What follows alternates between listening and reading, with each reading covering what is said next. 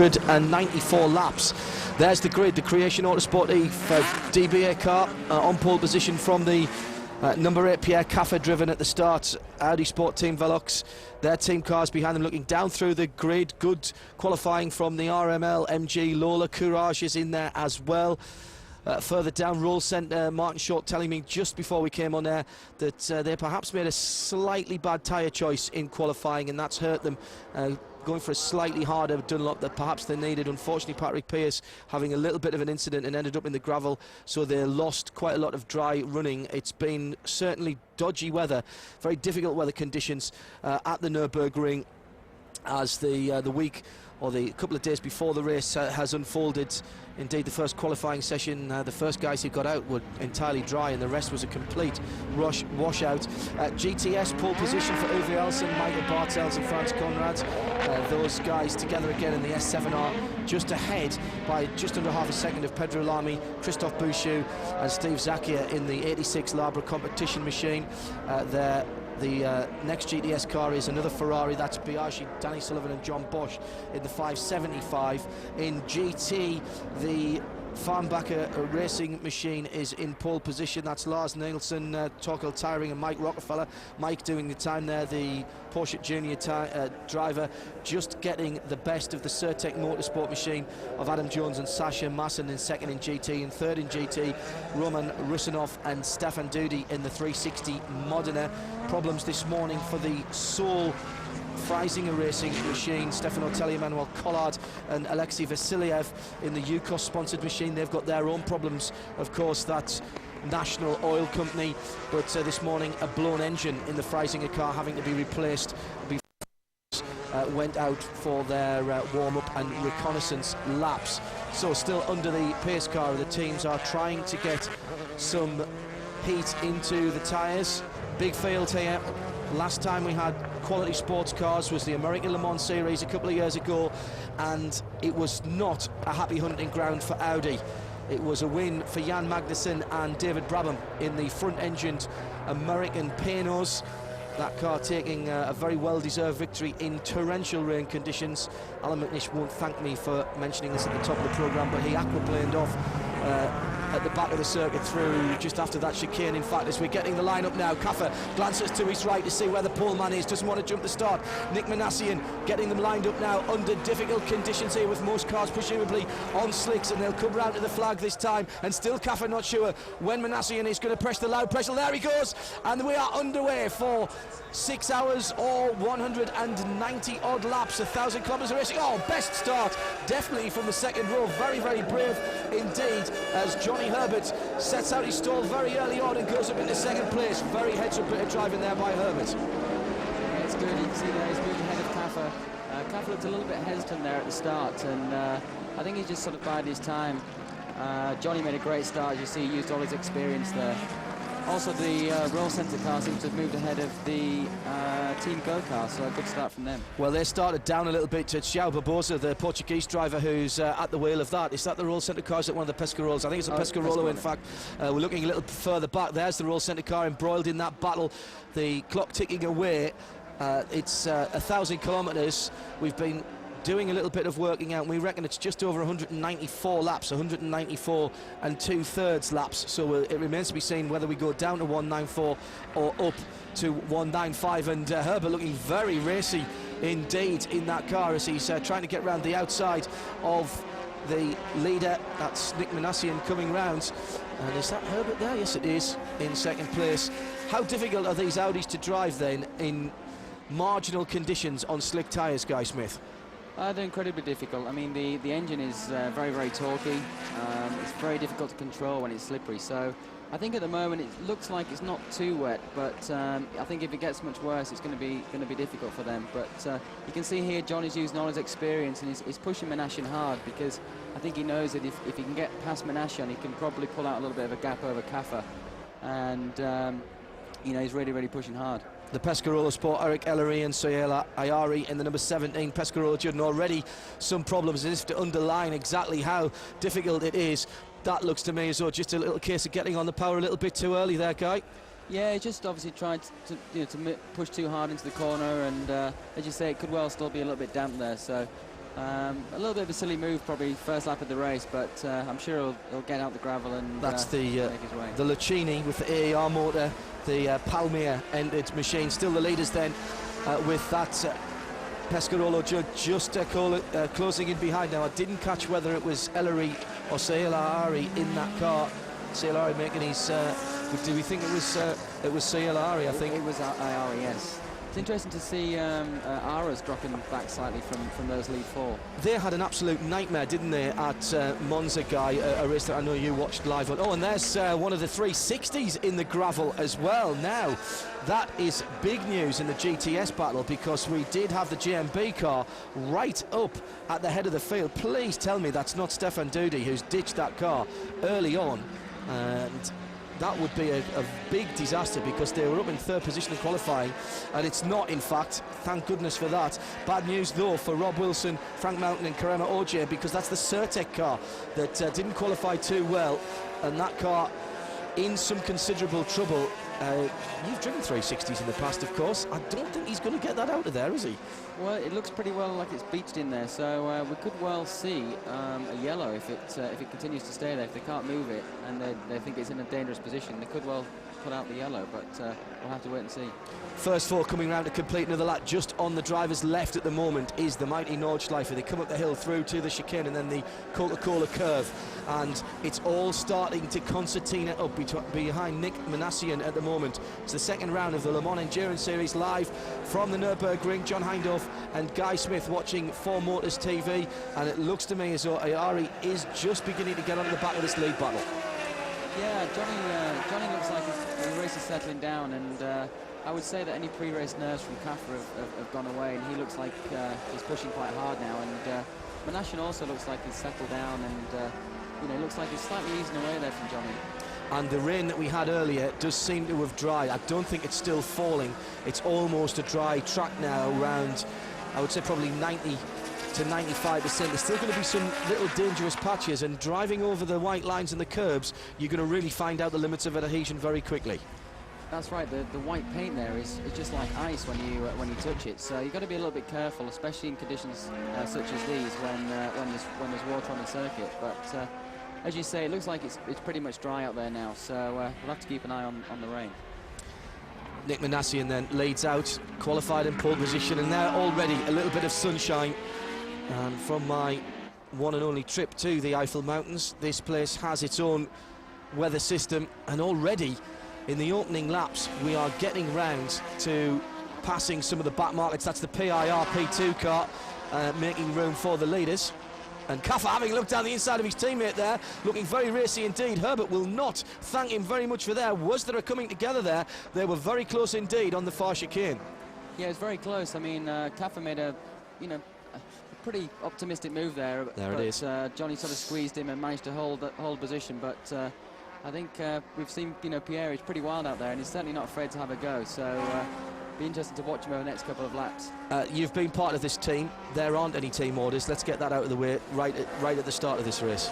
Yeah, I mean, Sam Lee's pretty fair. I mean, he believes in racing, and the cars they've qualified, and it's basically the best car or the best team that wins, and that's the way that Velox like to do it, and I think that's the way that it should be.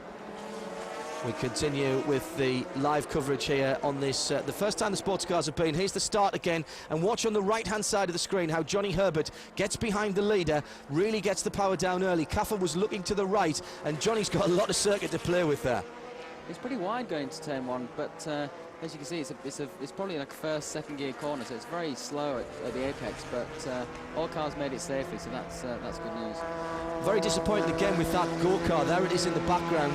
Sejiara at the wheel of that car, Dindo Capello, his teammate, and we were trying to say this earlier on as we're just watching the Soyela Ari driven machine just dropping off the back, the Pescarolo Sport with the Judd motor just dropping off the back a little bit of that leading trio, and catch a glimpse there of the go-kart.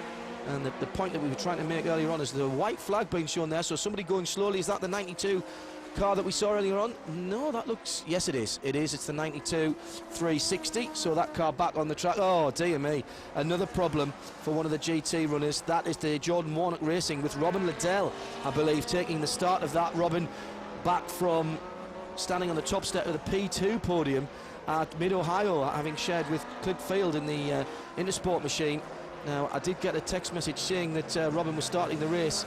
That looks fairly terminal, I'm afraid, with the snatch vehicle pulling it out of the way. And once again, Pierre Caffer just turning it up, and in the background, over the Eiffel Mountains there, perhaps that shower that we had at the start, although having cleared, it hasn't gone away completely, as into the pits comes one of the Porsches. Now, that's not the 71 car that we just saw being pulled away.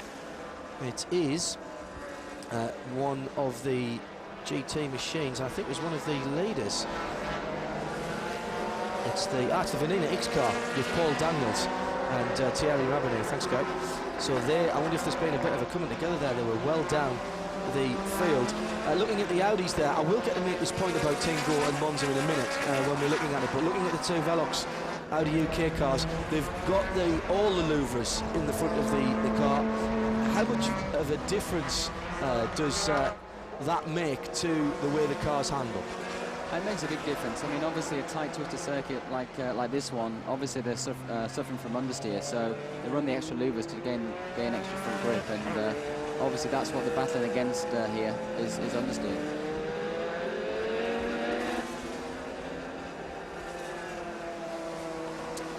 The early laps then of the second round of Le Mans Endurance Series 2004 at the Nurburgring. Sunshine now, but there's a chance for a pass for the lead as the Cycle Motorsport car got slightly in Manassian's way. He's had to go to the left to try and defend from Johnny Herbert, and Pierre Caffer sniffing blood as well. 3 wide coming through the Coca-Cola curve, and the Audi score 1 either side, and from first to third in one easy movement. In fact, that was a little bit further back. This is the Coca-Cola curve they're coming into now. Quite a remarkable piece of driving by both of the Audi drivers, slightly further around the lap than I thought they were, but now they've got another Porsche in the way that is going to cause it again. I don't think I've ever seen that done here at the Nürburgring. 3 wide, it is an F1 track, plenty of room, and really taking the opportunist driving at its best there by both Audi drivers, Guy.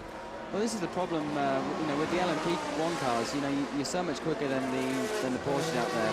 You've really just got to time yourself in traffic, and again, Johnny, you know, used his experience there and timed it well, and caught Nicholas Outridge a little bit. But what's interesting to see is that Pierre Caffer seems to be very quick on the second half of the circuit, and I'd be interested to watch there. He seems to gain quite a lot on Johnny in the final part. So let's watch him this lap and see if he closes back in on him. Also be interesting to see if the two Audis now were being held up by the Creation Autosport Eve car, because they've both got by, and can Manassian hold on to the back of these two cars? Remember, it was the Zytek engined car, the Zytek machine of Andy Wallace, who hung on to them bravely at Monza.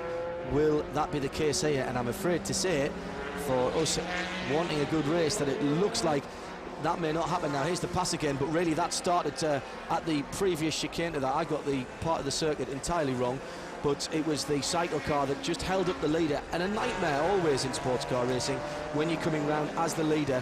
It's much easier to follow than to lead at that particular situation, Guy.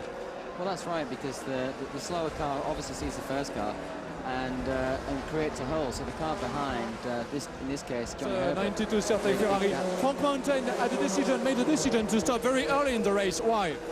Because Frank, according in the car, he just said he got pushed off the track on the first lap or the second lap, and so he comes in with stones and to check the tyres on the car. Thank you very much, Rob. That was the Certec Motorsport 92 360 we saw in the gravel earlier on. Frank Mountain, now we know, was the driver. Rob Wilson being spoken to there in the pit lane, as again Caffer has a little bit of a look down the inside, and look how much later Manassian is able to break there into turn number 1. He really took a lot of time out of the battling Audis. Now what they have got to be careful with, of course, here is battling between each other could give Manassian a chance to close up, and indeed he's doing just that now, and the leader being very much held up by one of the midfield Porsches. That's Robin Liddell back on the circuit. Good news for them, really nowhere to go through that twisty Porsche. That's part of the reprofiled Nürburgring F1 circuit, and here's Manassian with a little bit of a run on Caffer, but he can't get it done there. And this, such is the ebb and flow of sports car racing. We'll see this right the way through the 1,000 kilometres, I think, Guy. It's been a great race so far. Really, you know, is all going on. I think it's really important at this point for Menashian to stay in touch, because I think if the two Audis do get away from him, I think he'll lose touch. So it's important that he hangs on the back there of Cafe, which he's doing, and it's really turned into a great three-way race with the lead. Love to be able to give you some of the positions down in the classes, but unfortunately at the moment our timing and scoring not quite there. This is a battle for position. That is the RML MG going up the inside of the lister there, and I think that's Miguel Ramos at the wheel. I don't think that's Tommy Erdos's. It is Tommy Erdos's helmet. Thanks, Guy. You can see it, you know, you don't just have to point. Racing drivers much better at spotting helmets than me, which is obviously a testament to their better eyesight and my middle age, the onset of my middle age. So Tommy Erdos then in that car for the Wellingborough race concern, and they started down in 8th position. Mike Newton and Miguel Ramos sharing with Tommy Erdos in that turbocharged car. That's still using the AER motor in the MG chassis, and that, I am guessing, was a battle for about 8th or 9th position down there in the second half, if you like, of the LMP1 field. Those lighter cars now in with the LMP1s because of the new regulations, the new ACO Le Mans regulations, which means that anything that has a carbon fibre chassis is classed as an LMP1 regardless of which weight category it used to fit into. Well, there we go then, 7 laps confirms that Johnny Herbert leads from his teammate Pierre Caffer second as they go through and pass another Porsche. That's the Marino Franchitti and Xavier Pompidou. Xavier at the wheel of the number 80 Seba Motorsport car. Why that car doesn't have a 7 in its number, being as though Seba means 7 in Arabic, is a bit of a bone of contention. Again, Menashian's closing up. You can see that the DBA car is very, very strong on the brakes. Every time under heavy braking, he's closing up on the Audis, but the gap seems to be staying stationary now between the 3 cars. So it really just depends on what they encounter with traffic. Quick glimpse of the Paul Belmondo, the bright blue machine, and that running, of course, in the P2 category, and was the pole sitter. So presuming that that car is leading, yes, and I think that was the confirmation we required there. Hopefully we'll pick up the GT and GTS battles as well in a few moments' time. Belmondo not endearing himself to American sports car audiences with his outburst of colourful language at Le Mans a few weeks ago, when interviewed by the delightful and fragrant Amanda Stretton. That car not looking like it's really wanting to point where the driver is putting it. It looked very light indeed under braking there. Yeah, it looked very twitchy. Normally the LMP2 car is best under braking. I mean, that's where its strengths are, but the Courage car here was moving around a lot on the brakes, so it looks like they haven't got the setup just quite right there. And that car at the moment, we believe, leading P2. Ooh, big puff of smoke out of the left-hand bank of cylinders as well. Interesting rear diffuser design on that. He's blowing a bit of unburnt fuel, I think, out of the left-hand bank, so perhaps that one's still needing some work. They had a complete nightmare at Monza, and fair play to them. They came back at Le Mans a completely changed team, put a lot of hard work in between Monza and Le Mans. An extremely experienced squad, fair to say, but their first time out with the LMP2 car, you think of them as a production-based team, and the result almost coming their way. Now this is the battle for 4th position between the Team Go machine with Seggiara at the wheel, and just ahead of them is Sohail Ayari, man who certainly came to my attention in International Formula 3000. Very capable driver indeed. Yeah, Ayari is a great guy. I think he's racing also in the French touring cars, so he's got a lot of experience, and as we see here, Seggiara is pushing him quite hard, but I'm surprised to see actually him in this position. I thought he'd be up there pushing the other Audis and certainly mixing it for the lead, which is a great surprise. This gives me the chance to ask you what you can tell us about the problems that they had at Monza as we're just having a look here at a pass for the lead, and that is Caffer coming from a long way back, a very, very long way back indeed, and using the PIR Tampoli as a bit of a pick there to go through and take the lead. And Johnny Herbert, uncharacteristically, caught napping there, Guy. It was. I don't know whether Johnny maybe got bought there by a car, but it looked like a clean run, and Caffer was straight through. A very, very brave move. Down the inside of the PIR competition, Pilbeam, and also taking the lead here at Nurburgring in the Le Mans Endurance Series 2004.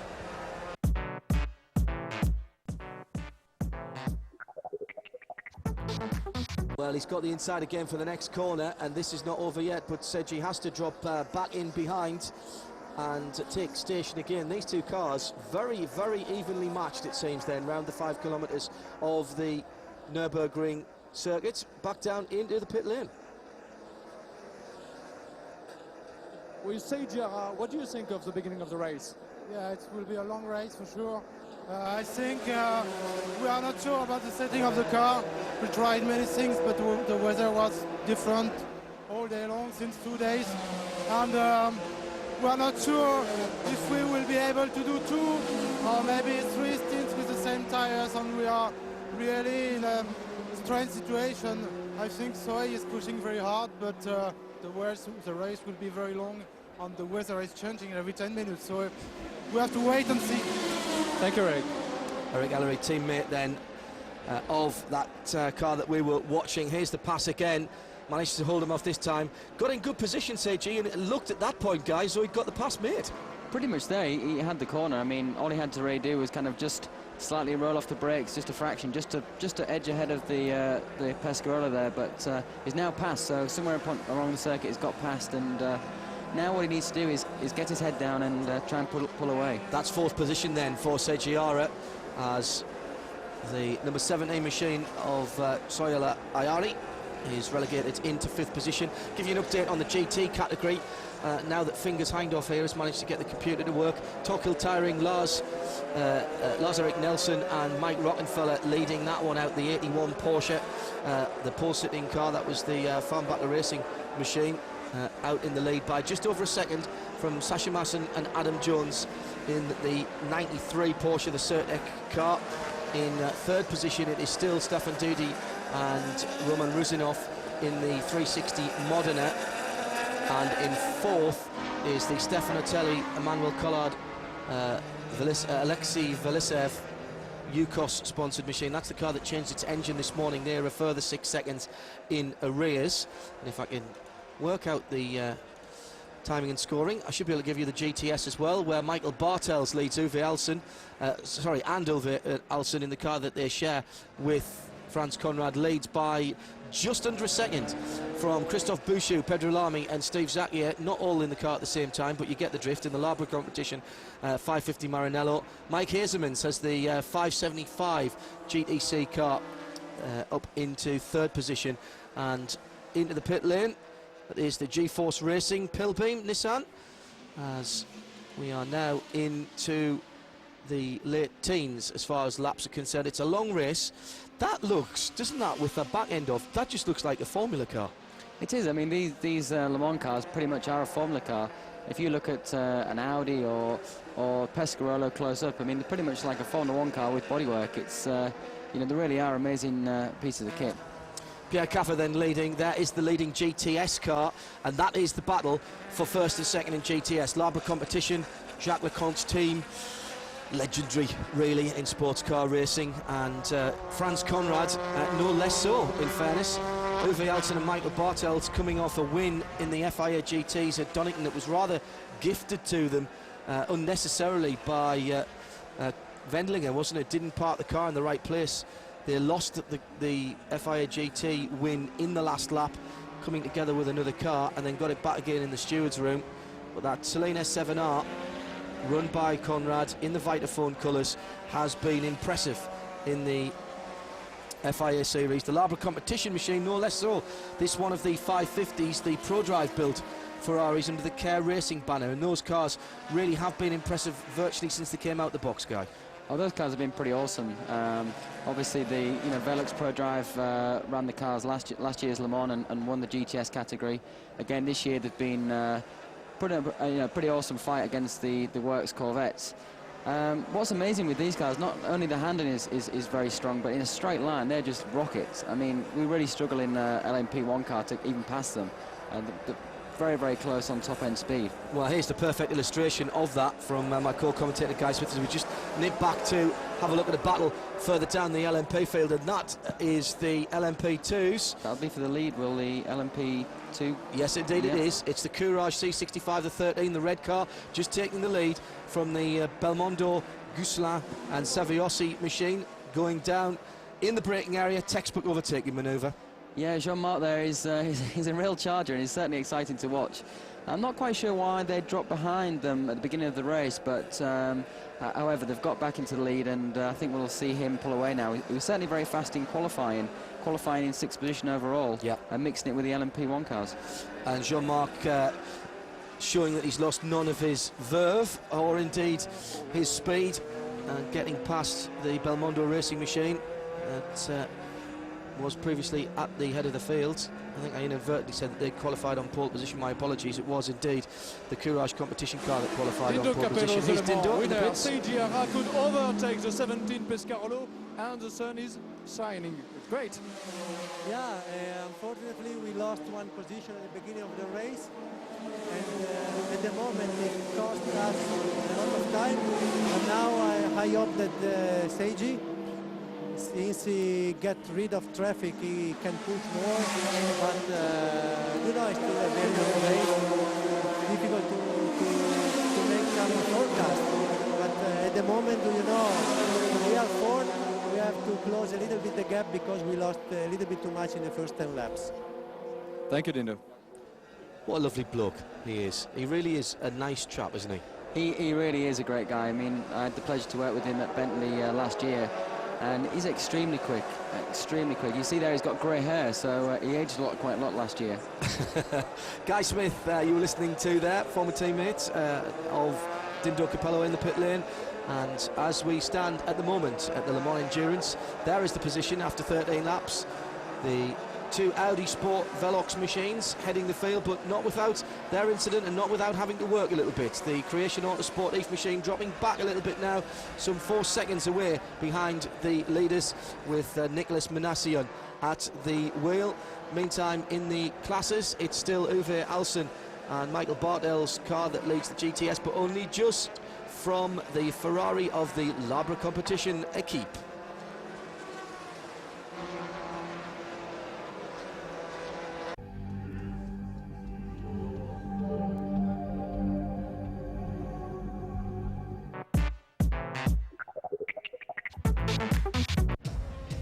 The Le Mans Endurance Series on Motors TV with Yokohama.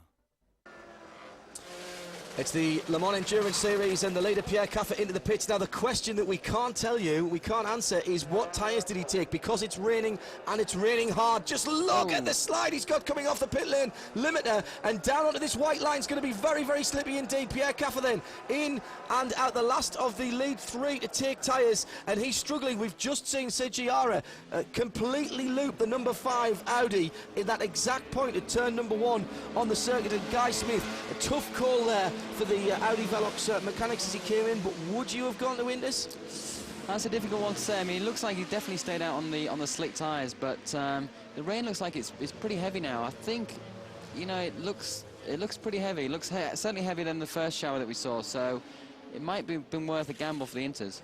Well, the wet's being kicked away for the 51 Viper, the Mack racing machine. Marini, Strada, the two drivers. Now what we need to see is the leaders, because they are struggling on in these wet conditions with dry tyres on. We also have not yet seen the DBA Zytek of Nicolas Menassi on the pole sitter come into the pit lane with 30 laps down. John, what Audi Sport UK have got, which is they've got their own weather station there, so they should be able to have a rough idea of how much rain and for how long is forecast. So I'm assuming they would have checked that before they came in for Pierre's stop. Well, that Viper is now taking some cut rubber, and they look fairly heavily. Very, very wet on the... You can see it on the cars, you can see it on the pit lane. It's the second round of the Le Mans Endurance Series. That voice, Guy Smith, Le Mans winner, part of the Velox Audi Sport UK team at Le Mans this year. This might well play into Menashen's hand. If he has not yet pitted, which I haven't seen him in, he may be able to make that, take the opportunity to switch to wet tyres and fuel up at the same time. Well, he must have just pitted because he hasn't come through in the lead on the timing and scoring as we're watching the pit stop of the Cycle Motorsport machine. Arnaud Classen, Philip Collin and Gail Lesoudier. And that's gone on to, well, no question now. Anyone who's out there now and about to stop surely has to have. It's worth a gamble on wets now, although no one has come back in as yet. There is the leader, Pierre Caffer. Impossible to see from that angle, but I'd say slicks. It's incredibly difficult in this situation because the engines are so torquey and so peaky that even the smallest amount of throttle, you know, you can light the wheels up. And in this situation with slick tyres, it's going to be a real handful to drive. But this is a nightmare for the Audi drivers because the flat shift system, the paddle shift system that you guys use, really doesn't like being shifted at partial revs. Here's Alan McNish. Let's have a quick word with him. The first hour of race is totally crazy. Sun, rain, according to you, what is the best strategy now? To follow the conditions, that's all you can do, because in Nurburgring you can't predict anything. All you can predict is it's probably going to rain. What do you think of the first hour of race with the sister car? You had a great fight with number 3 Zytek also. Obviously the Zytek is very quick. Certainly I was very impressed with Pierre's overtaking manoeuvre to get into second and then also into first. But you know, now we've just got to try and make sure we don't make mistakes. What would be your own choice now for tyres, rain or slick tyres? Well, I'm sitting in the garage, so it's easy to make, but definitely it's wet, there's no question. But it depends on how long it's going to be wet. Thank you very much, Ron McNish. Exactly what you were saying there, Guy, and that's the nightmare call, getting caught out on the wrong tyres. And as leader, you can't really afford to take too many gambles because you've got it all to lose. Now, I think I saw the roll centre car come in and out of the pits just recently, and it has dropped down the timing and scoring screen a little bit. But João Barbosa had already been in. It may be that they've gone in for some wet tyres earlier than anyone else as Pierre Caffer continues. He's really tiptoeing there, isn't he? He is. You can see the car sliding around, and you know, in this situation it's so easy to make a mistake or just catch the white line and lose the car and end up in the gravel. So now let's see what happens here, because João Barbosa is right up behind the leader, and if he has gone to wet tyres, he'll dispatch that Audi very quickly indeed. The Dallara, not a bad car indeed. Well, he's hanging on to him at the moment as they come past the PI, that stricken PII car with engine problems earlier on. Back out. We're only an hour into this, and Pierre Caffer leads by 34.5 seconds from in second place Jamie Davies in the other Audi. I reckon Barbosa's on wets. yeah, he could well be. I mean, if I was Barbosa or indeed Segiara, I'd certainly be thinking about taking a gamble.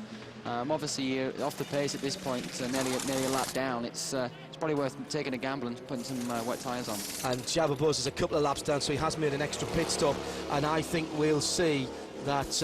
Unfortunately, we don't get to see lap times as they come past us on the start-finish line, but I'm guessing that just visually there, that car looked like it was being driven with a little bit more brio by the young Portuguese driver, and he, to me, looks like he has a little bit more purchase on the asphalt, and at the moment he could be the first of the guys in the top half of the field on wet tyres. So it's still Pierre Caffer leading the race at the moment, and pit stops abounding. This is going to throw the whole field into confusion as out goes the number 91 Race Sports machine, the Graham Mundy, Richard Stanton and John Hartshorn in that car this weekend. Pierre Caffer now has pulled out nearly a 35-second lead over Johnny, so he's still pushing ahead pretty hard there in these conditions. And if you've got an understeering car, which we heard about Johnny Herbert's car earlier on, the wet on slicks is not going to make it any better, is it? No, I mean, it basically emphasises the balance. You find that as you come into the corner, you're using pretty much all the lock to make the car go round, and then of course you try and put the throttle down, and the rear just wants to basically pivot around the front, and you end up with big oversteer. So it's a very difficult situation that John is facing here. Pardon the pun, but this is a very fluid situation at the Nurburgring and the second round of the Le Mans Endurance Series. Let's have a quick look at the times and the standings at the moment in P1 and at the top of the timing and scoring. It's Pierre Caffer in the number 8 Audi, the Velox Audi UK machine. In second place, some 35.2 seconds behind now, is Johnny Herbert. in third, and off the lead lap now, the DBA Zytek of Nick Manassian, the man who started on pole position. In fourth position, up to fourth, Tommy Erdos in the MG Lola, the RML machine. Then it's Sejiara after that spin, down into fifth. Sohail Ayari stayed at the wheel of the Pescarolo Judd as the Auto Palace car is off again. That's the 97 machine. So the Pescarolo car going behind the tractor on the gravel, so a little off as well. That was the 17 car, the Sohail Ayari car. So then it's in 8th position in the P1 category for João Barbosa in that roll centre car, which we think that car might well be one of the first ones to change to the wet tyres. In P2, as the Ferrari gets back on up there. Well, I was just about to say it, that in P2, but there's one of the cars down and out at the moment, and the P2 machine, number 28 car, spinning its wheels wildly. He's not going to get out of there without any assistance. The Ranieri Radaccio car, and the leader in that category is the red Courage, the 13 car that had Jean-Marc Gounon on board at the start. Believe he's still in that car. In second place is the Paul Belmondo Claude-Yves Gousselin. And in third place is the WR, the 36 machine, the Jean-René Defono and Jean-Bernard Bouvet machine. There is the GTS category coming up onto the screen now. The 86 Labra competition car had a spin earlier on, and that gave them cause for concern as they went back down into third place. It's the S7R of Michael Bartels and Uwe Alsen that leads by almost a full lap now from the 550 of this car, from the 550 Maranello of Pedro Bushu and Steve Zakia in second place. In third, Tom Biaggi, Danny Sullivan and John Bosch. And very quickly, we'll be back with a little bit more in just a few moments' time.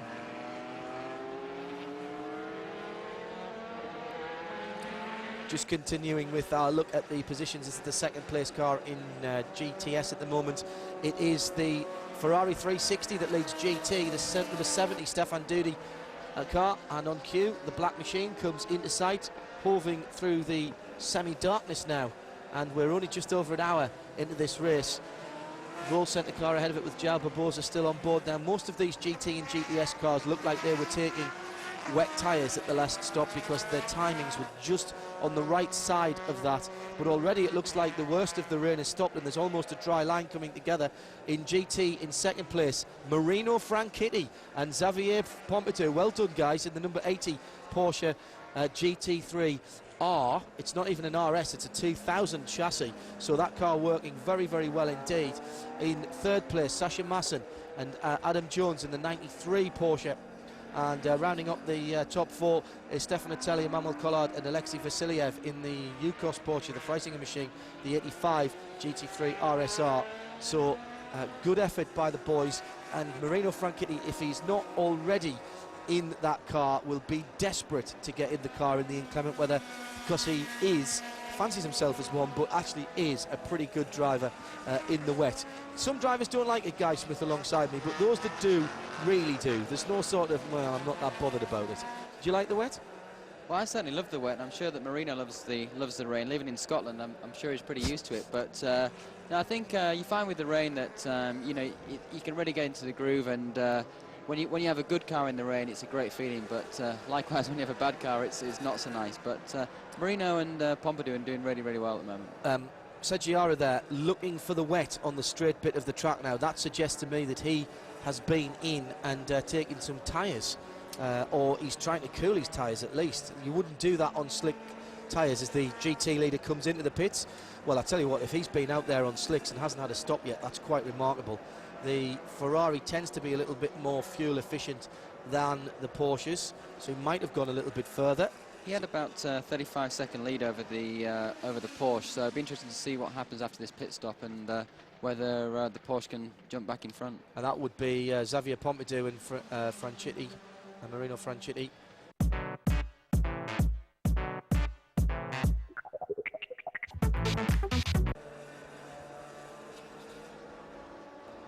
So my former co-commentator, Marino Franchitti, is watching his teammate lead the GT category after pit stops, after rain, after all kinds of carnage out there. Xavier Pompidou, as back in comes Johnny Herbert.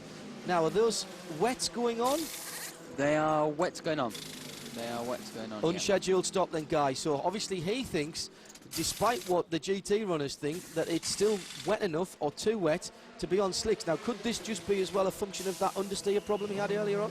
I think Johnny was really losing out with the understeer problem certainly to Pierre, and I think he just thought, well, it's maybe worth taking a gamble and trying to make up some of that time by going to the wet tyres. Whether it's the right choice, time will tell. It's late. He's been late in doing that. You might have thought he would have done it earlier on while the rain was still falling. At the moment, it looks like, certainly on parts of the circuit, the rain isn't falling anymore, so it's a bit of a calculated risk. Always difficult to tell, of course, just from the television pictures, but what we have to now watch is the fact that he's dropped away from the lead lap. So what will the other leaders do? Pierre Caffer then leads. He was some 35 seconds ahead after the pit stops, and we'll have to see the relative performance. Now, this is interesting because that car ahead is the DBA. Between those, or ahead of those two production-based cars, is the DBA, which was in third place and now will be in second place, will it? Yes, it is in second place when the timing scoring catches up. So, Johnny Herbert on slick tyres. We believe the DBA to... Johnny Herbert on wet tyres, rather. We believe the DBA came in early enough that he still has slicks on. So, I think we've got a bit of a comparison here, Guy. Yeah, we'll see. We'll see just how quickly Johnny catches up. He certainly looks like he's got the advantage over the DBA car. And it's still raining there, isn't it? It's still raining there, yeah. So this is going to be for position. So if he gets round Menashian, that'll move him back into second position. It's just a case then of whether he can actually close down the gap to Caffer. It's just over 3 miles around this circuit, and it's one of those tracks where you can get differing conditions at either ends. It's not that far apart, it's quite a compact circuit, but if the weather is in, and it's certainly in there, that's the end that's closest to the Nordschleife, and in fact, just the camera came out a little bit further, you'd see the castle on the hill, and the Nordschleife runs right round the back of it. And there, which is the final turn, the Coca-Cola curve, that is very wet indeed. There's still a bit of a line showing there, but these tyres, wet tyres, are so efficient nowadays, Guy. They clear off standing water very quickly. Yeah, you can see the spray there from Johnny's car just throwing at the water, and you know, when you've got 40 so cars going around the circuit, it soon clears the water. I wasn't quite sure there whether Nicholas was on wets or not, but he's definitely on the slicks by the way that he's driving and trying to find the the dry line. I would say he's definitely on slick tyres. Certainly not throwing up as much of the spray as the other cars around him. Our timing and scoring, as it's web-based, is a little bit behind, but that looks like, to me, wet tyres versus dry tyres. Funnily enough, this part of the circuit seems to be a little bit wetter than the other part onto the pit straight there. So you can see the advantage of the wet tyres there as Johnny was able to move past him relatively easily. And you see there the heavy rain on the screen. Yeah, so that could be a demon tactical move then by Johnny Herbert. Had his first pole position since 1988 at Monza in the previous round of this, and followed it up with a second one at Le Mans a couple of weeks later. And yeah, indeed, that was a pass for position. Menashian had got up into second place. That'll change the next time around. So that is second and third on the screens. I think if I was watching this, if I was one of the teams, if I was Team Go, I'd be looking at Johnny's performance now. And if I wasn't already on wet tyres, I'd certainly be thinking about it very seriously about getting the driver in and changing. I mean, also anybody who's down at the bottom end of the top 10, that's the leading P2 car in the pits, and they are going to go for a change of Michelin tyres, and it's Jean-Marc Gounon at the wheel of that car. It shows no intention of getting out. He's obviously enjoying himself, and we need to see a shot of the tyres, guys. I'm presuming it's going to be wet. Looks like wets. Well, yeah, definitely wet tyres, yeah. Now that's a full wet as well, isn't it? It's not even a hand-cut slick, it's a full wet. How much does the temperature play a part in that as well? I mean, do you have different wets for different temperatures? Not particularly different wets for different temperatures. Just really, it's just down to the amount of water on the circuit. But you know, if it's cold out there and the wets are new, one would think that they would have bedded the wet tyres at some point over the weekend. But you know, quite often it's we never expect rain, so you tend not to bed the tyres, and then you've got real problems.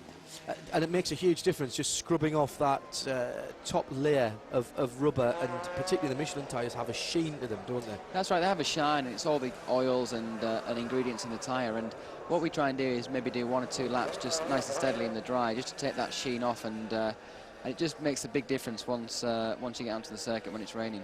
Bad news for race sports. The TVR T400 being pushed back into the pits. You see, Kaffer.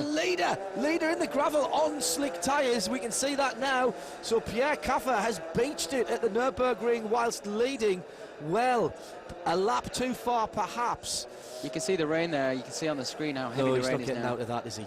He is not getting out of that. Oh, and there's a Ferrari there as well, which is limping. One of the Baron Connor cars. So Pierre Kaffer, with 1 minute and 47 seconds in hand, has thrown it at the scenery on his own, and that was just aquaplaning. Yeah.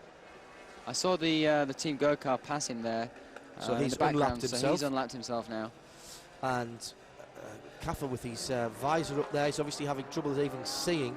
Now that car's going to get a pull out of there. It's in a dangerous position. Presumably it'll be allowed to continue without penalty, other than the fact that Pierre has... Oh, this is going to really ping this car.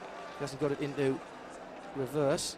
Not only that, it's the amount of gravel that gets into the wheels and the brake ducts. And he might as well come in now, though, surely, after this. Well, you know, he's really got to come in for wet tyres. I mean, you know, it's obviously too wet. Well, he's got it in neutral. Well too done. wet for slicks. You see, not only has he lost out because he's gone off, he's also on the wrong tyre, so he's also going to make a pit stop. So that really plays into the hands of Johnny Herbert and Jamie Davies. Championship leaders, of course, those two at this present time, courtesy of their win at Monza in the previous round. We're having a look at an earlier point in the lap, are we? Yeah, and well, he's had problems there and gone straight across the gas at the chicane, and basically, I'm not a racing driver, but that's not the approved line there. No, definitely not the right line there. You can see now the circuit is not only wet, it's soaking. It really is. And he's going to have trouble getting this back to the pits if he's not careful. It's just not turning in for him at all, is it? No, it's not. As you see there, he's gone wide again. It's now, you see, in a go-kart, you can use your weight to sort of kick the thing sideways, but I don't think an Audi R8 quite works like that, guy. No, it's treacherous now. I mean, this is the worst scenario. He's on slick tyres, it's heavy rain, he's had an off. It's less than ideal at the moment. And he's got almost a full lap to do as well. That was the first chicane on the track that he was going round, so he's got a long way to come in. He's going to lose the lead. He's already lost the lead. Johnny Herbert has gone through. He may well lose second position as well to the Nick Manassion machine that we saw earlier on. And Pierre Kaffer actually doing a great job of getting that car back. Wonder if there's any slight damage as well that's been caused by him going across the curbs at the first chicane. I'm surprised that that they didn't bring him in earlier on for wet tyres. I mean, it looks like it's pretty serious. How much of that is the there. team and how much of that is the driver? If you say, no, I'm happy, and stay out, what are they going to do? Well, I guess ultimately it's the driver's decision. I mean, he's the best person to judge the situation, but likewise, you've also got to look at the times of the other cars on wet tyres and say, well, if they're lapping a second or 2 seconds a lap faster, it really is a no-brainer. You've got to come in. I mean, he's in second or third gear there, and he can't get the car to turn in. They've got some new bodywork there. There are different configurations, as this is the lead P2 car, also having problems on... Well, I thought we put him on slicks, on their wets rather, but he was struggling even on wet. But there's puddles there. Oh dear. There is. That's gone a long way off. Yeah, it is, yeah. Everybody looking up there, that's the Sharrock Racing team. Those guys battling for the championship even at this early stage. And still Kaffer not back to the pits. Now, this is the final corner, and he will surely peel in to the... Oh, has he gone round? He hasn't gone round again, has he? No, I think this is coming up to the last final chicane, yes. Yeah, that's right. I forget it's a 3 mile long lap, so he's coming in. But you can see when it rains, it really, really does rain. I mean, it's fairly serious out there. I think they had a lot of rain yesterday as well in qualifying, which really kind of threw things up in the air there for a while. Now he's going to lose another lap to the Creation Autosport Eve car. No, that's Johnny. So does that mean that this is for the lead? Well, as they come across the line this time, either Johnny's just put a lap on him or he's come back up to the back of him, which would be quite remarkable. Nick Manassian still at the wheel of the second car in this picture. Confusion reigning here, and apologies for this, but our timing and scoring is about a lap and a half or two behind what we're seeing, so we're trying to pick the bones out of what we're doing. As in comes the former leader, Pierre Caffer, who's been out there for a long time, put it in the gravel and will be refueled first before anything else happens, as Johnny Herbert's gone through in first position, and indeed that was the battle for first and second we were watching, just 0.6 of a second between first and second.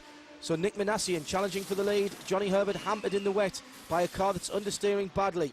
He got his tyre choice right. Pierre Caffer got it very wrong, and there's the battle for the lead as they go past the 360 Modena that was leading GT for quite a while as well. That is first and second on the racetrack. This is the ideal situation for the DBA. It couldn't be more perfect. It's raining, it's tight, we're at Nurburgring. I mean, this is the ideal situation. So if there's ever any chance that it's going to do well, it's now.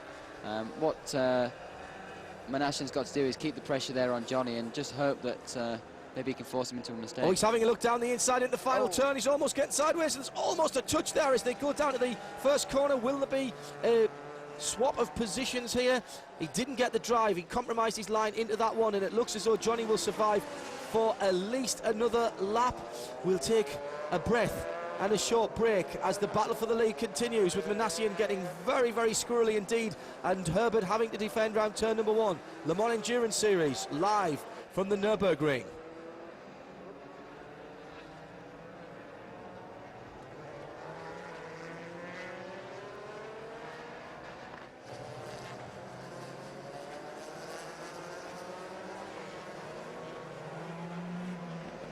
This is the fight for the lead. Johnny Herbert in the silver and purple Audi, the Velox violet machine at the front of the field, and then the French blue of the Creation Autosport. Nick Manassian's done a great job in this DBA Zytek, the smaller, lighter machine, formerly a 675 car, of course. Sorry, no, it wasn't. It was always built as a 900 car, that one. No, I was wrong. It was a 675 car to start with. My apologies. Slap me around the head, guys. Now we've got a battle here, and it's not just a battle between drivers, but it's a battle between teams and tactics as well. Here's Jimmy Davies. Let's see what he's got to say.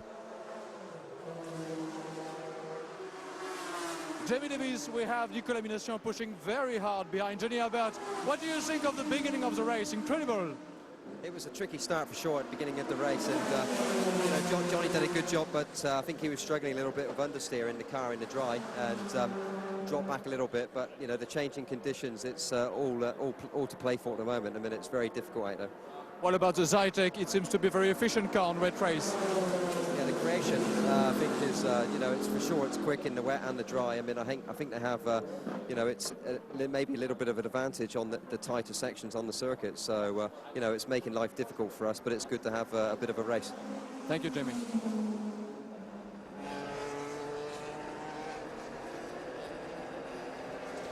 Well, there's the lead car, his teammate Johnny Herbert still out there, still in the wet, and look through the spray, you'll see Nick Manassian just hoving into view. As we've got some penalties, we'll be back with more from the Nürburgring in a few moments' time.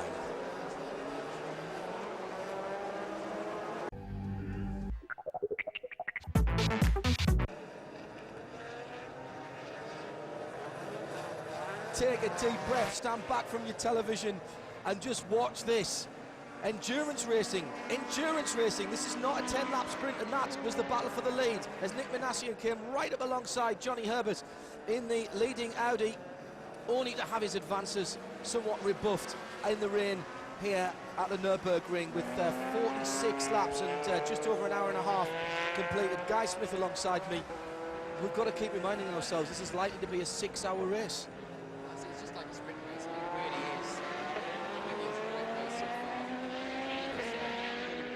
Sort of got past Johnny really. Johnny was able just to hold on to him on the outside. Here's the attempted pass for the lead. He got the lead there, definitely got the lead there for a moment by about a car's length. Had the inside line for the next corner. Just pushing Nicholas wide.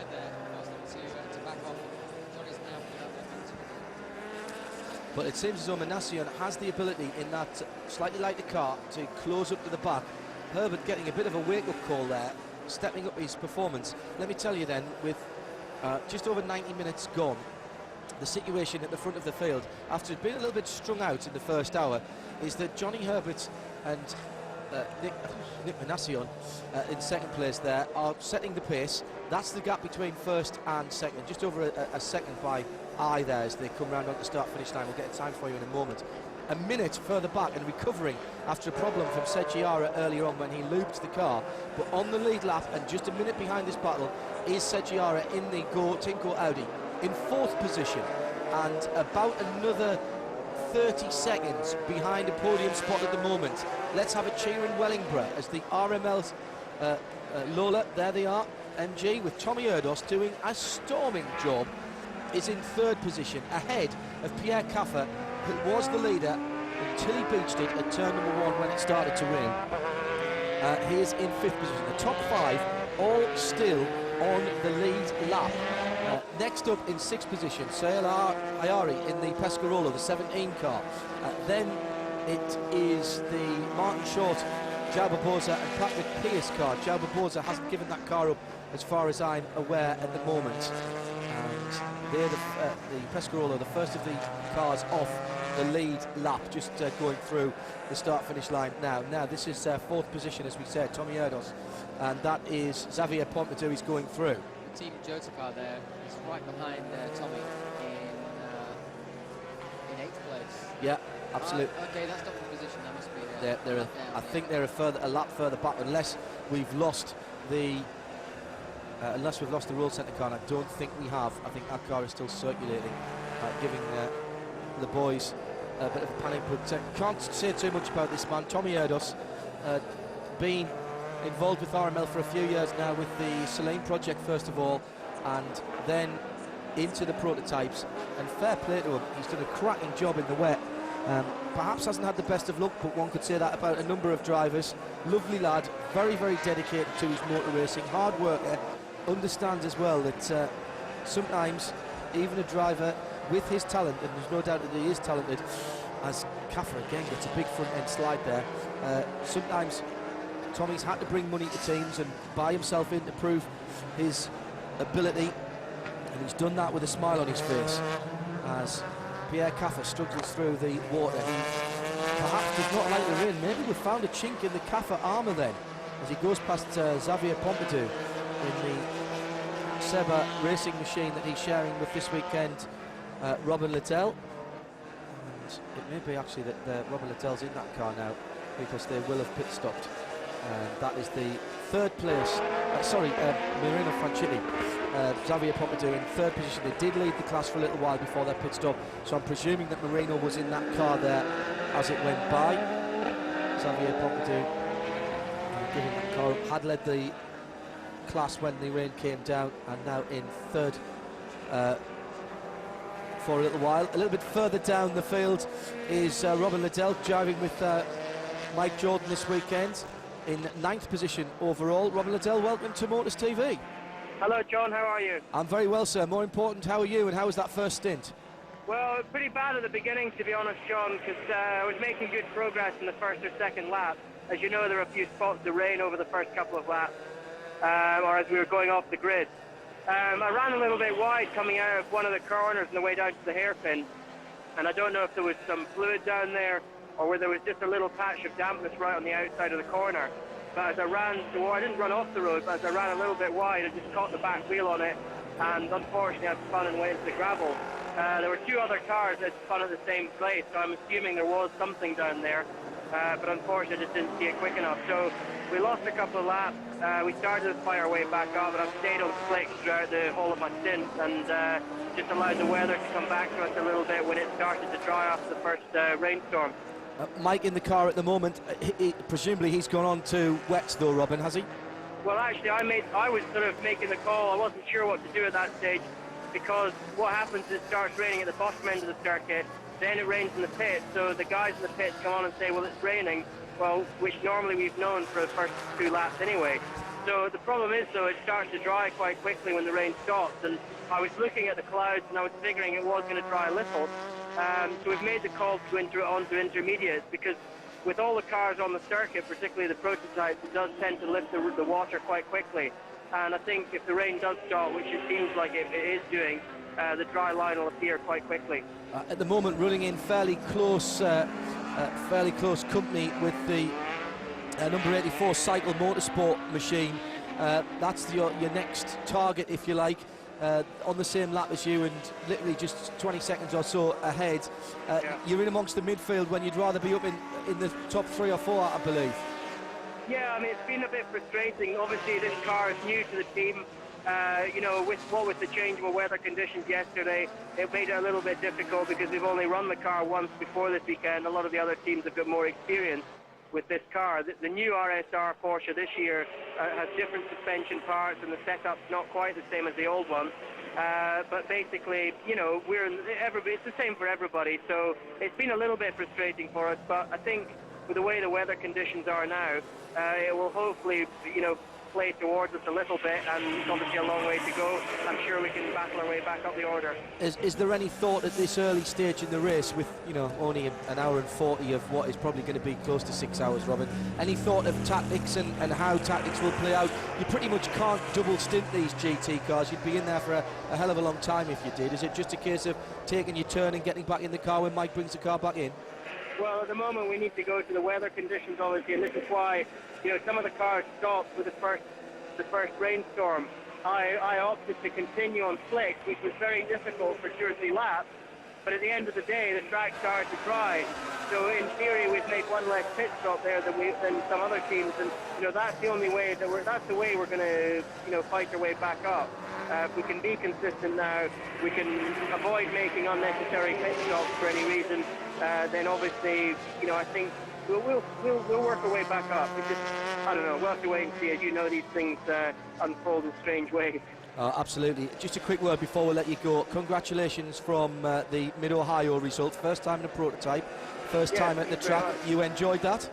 I did indeed. It was something different, and in fact it's taken me probably a couple of practice sessions here to get back into the 911. But this morning for the first time I felt really back in one with the car, so that was good. I'm hoping to go back out after this race and finish the LMS in that prototype. So we're sort of working on that currently, and hopefully I'll be back out at Sears, where I'll no doubt see you as well. You will. I'll be out there for that. Robin Liddell, best to Mike and the rest of the crew. Have a good race, mate. Thanks, mate. Thank you.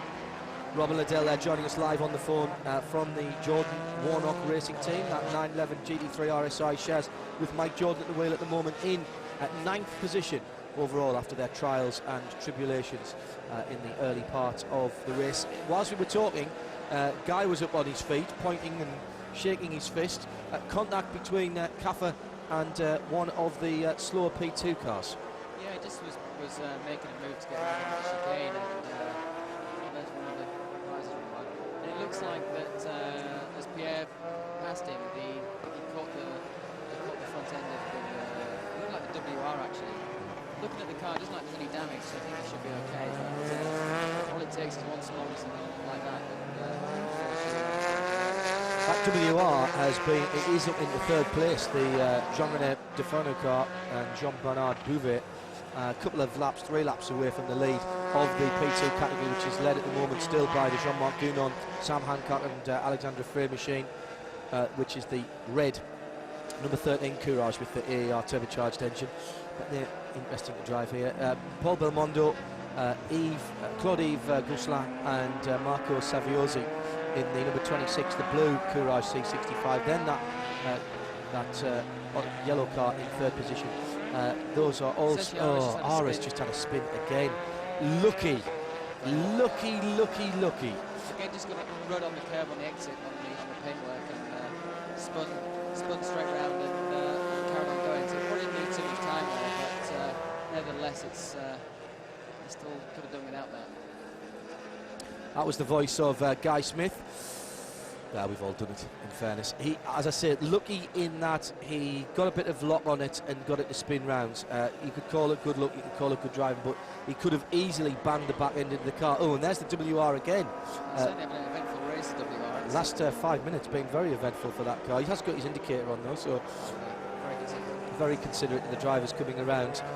Any damage to that car where he got clobbered by? It was quite well put together, to be honest. Out comes the tractor. There's Aura going around. None of the lead drivers, by the way, having changed early on. Just while we have, he says, I want to go forward. Don't pull me backwards. Are you going to pull me into the gravel? That's the last place I want to be. And in fact, it's Defournier at the wheel of that car. And he is in first gear and turning the wheels as if to say, please put me. Now, I saw a very nasty incident here at the LMS where they pulled somebody across there and forgot to tell the drivers following that there was a steel hauser in front and had somebody run into it. There's and there's a problem for the 17 Pescarolo, and we'll just keep an eye on that to see if that has caused any damage. You're listening and watching the LMES live on Motors TV. How did that happen? Go through the middle, and that again is one of the Baron Connor cars who kind of, well, 6 of one, half a dozen of the other there, Guy.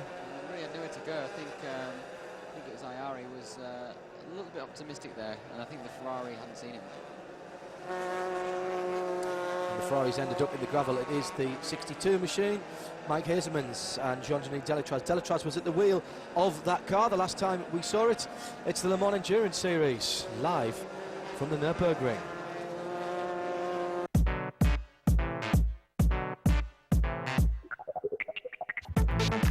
Nurburgring, I'm just living 20 kilometers from here, so everybody cross the fingers for me, and yeah, it was a shame that we made the wrong decision to stay out in this huge heavy rain, but it was not possible to hold the car on the track.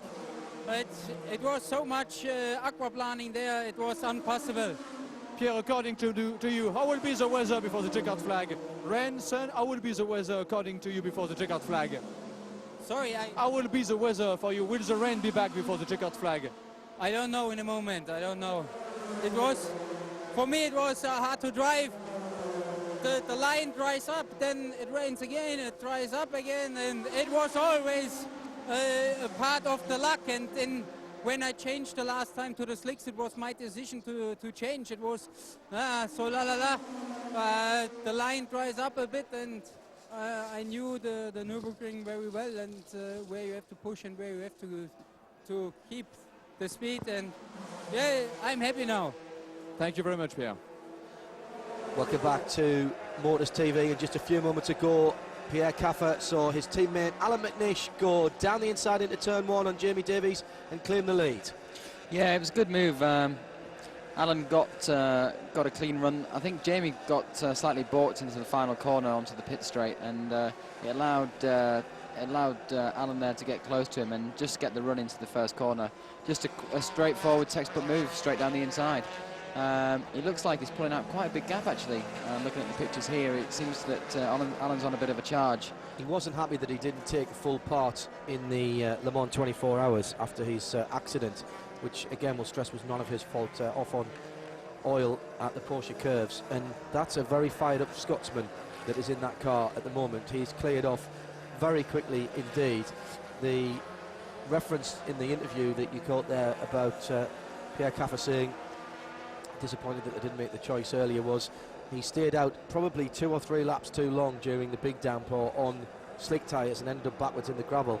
But no harm, no foul, because they've come back, and it has been very much down to his aggressive driving in the last stint there, the last half an hour or 40 minutes of that 3 hours and 40 minutes that he drove.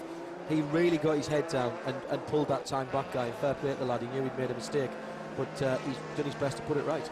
Yeah, he did. I mean, it was a mistake, but it really was one of those situations where it could have happened to anybody. It was a very, very difficult situation, but he was able to get the car back on the track and get going again. And like I said, he got his head down and he really charged. And you know, he's a local lad. He's from, like I said, 20 k's from the Nürburgring, and he knows the place well. And I think he knew, you know, he felt confident on the circuit and was able to push and close down that gap. And Alan was able to take advantage of that once he got into the car. It looks to me like Jamie, now it's fully dry, is struggling with understeer, which Johnny seemed to be having problems with earlier on in the race. With a bit of luck, we might have a chat with either Johnny or Pierre on the telephone shortly, and maybe just develop some of those thoughts. In the meantime, we'll watch Jamie Davies at the moment battling with the Creation Motorsport car just behind him. That car's been a revelation here this weekend. in the hands of, first of all, Nicolas Manassian. Now, just dropped down to 4th place for the time being behind the 3 Audis with Jamie Campbell-Walter at the wheel. He's a couple of laps off the pace at the minute. There's another car that I've been very impressed with, certainly when it was in the hands of Tommy Erdos, up into 2nd place, and genuinely at 2nd place. And fair play to Phil Barker, who's the chef de keep, the team chief of RML, put that car on Inters early on, and probably one of the few people to do that, and that proved to be a fantastic choice, coupled with the very sympathetic driving style of Tommy Erdos, got them up into 2nd place. Yeah, I think Tommy did a great job. I think that the MG car as well was in its element in those conditions, and Tommy was able just to get the best from it. And as you said earlier on, he got up to 2nd place, and that was on merit. That wasn't you know, coincidence. He did a really good job and got the car up there, and it's unfortunate that they managed to drop down you know, towards the end of the race here. Let's have a look at some of the classes here, just bring you up to date if you are just joining us. Just over 100 laps, 106, 107 laps. Ooh, very, very smoky LMP2 car, and I think that was the pill beam, the G-Force pill beam, as they went past. It certainly wasn't the WR, not the right shape. The GT category then, before we get a chance and something else happens to interrupt this, let's quickly give you a rundown of what's happening in GT category. Adam Jones and Sasha Masson, Adam I believe at the wheel of the number 93 car, the Porsche, is leading out at the moment. That Certec Motorsport machine has led for some time and is now just 90 seconds, in fact just under 1 minute 27 ahead of the 2nd place car, which remains, as it has been for the longest time it seems, the Freisinger Motorsport car, which is crewed by Stefan Otelli, Manuel Gollard and Alexei Vasiliev. In 3rd place, still in 3rd place, and still just a lap away from 2nd, is Xavier Pompidou and Marino Franchitti. In 4th place in the GT category, Robin Liddell and Mike Jordan have worked their way up there in the JWR Jordan Warnock Racing Porsche GT3 RSR from a nightmare early on when Robin got tipped into a spin right on the first lap of the race. Lost a couple of laps straight away, and in fact is still now only 3 laps away from the lead. So the GT category, for once, not as close as we are used to seeing it, and not providing us perhaps with the close racing that we are more accustomed to in Le Mans Series and ALMS style racing. In the GTS category, it's the Uwe Alsen, Michael Bartels and Franz Conrad's Vitaphone Celine S7R which leads. Still elusively, just by that lap or thereabouts, from Steve Zakia, Christophe Bouchier and Pedro Lamy in the 550 Maranello, the Labra car, back into 2nd, and now with some 14 seconds gap between. In fact, as I say that, I'm lying entirely, because the Thomas Biaggi, Danny Sullivan and John Bosch car had a couple of spins and in fact has dropped a couple of laps now to 2nd place. So that battle which raged in GTS for so long has gone a little bit cold. 4th in the category, Phil Bennett and Gian Maria Gabbiani, a further lap away from the podium. In the production the prototype 2 category, P2, it is still, as ever it was, as the Yukos car, the 2nd place GT car, just a big lot up there into the far end of the circuit. Jean-Marc Gounon out of the car, Alexandra Frey and Sam Hancock. Well, Alexander was in the car the last time we saw it. Sam due to drive shortly, I would think, if not already. Haven't seen the little red Courage, the number 13, for quite a while. He leads now by 9 laps from the Ranieri, Randaccio and Leonardo Maddalena Tampoli Ford in 2nd place. That due to the demise of Paul Belmondo some 10 or 15 laps ago. That car, you may catch a glimpse of it at odd times, the light blue machine, stranded at the end of at the side of the circuit and dropping down through the timing and scoring. So up into 3rd has come Jean-René Dufresnoy and Jean-Bernard Bouvet in the WR V6. That's number 36 car, the Velta Racing LM 2003 machine. And as I say, that Courage, Paul Belmondo still holding 4th, but will drop down, so that will promote the Pierre Bruno and the Marc Rostin 99 Pilbeam, the PIR competition car, which we've seen more going in and out of the pits than anything else, and yet that car could end up with 4th position in class, the P2 category, again proving to be somewhat of a survival of the fittest rather than a festival of speed. At the head of the field, with 118 laps gone Alan McNish leads by 6.5 seconds from Jamie Davies in second.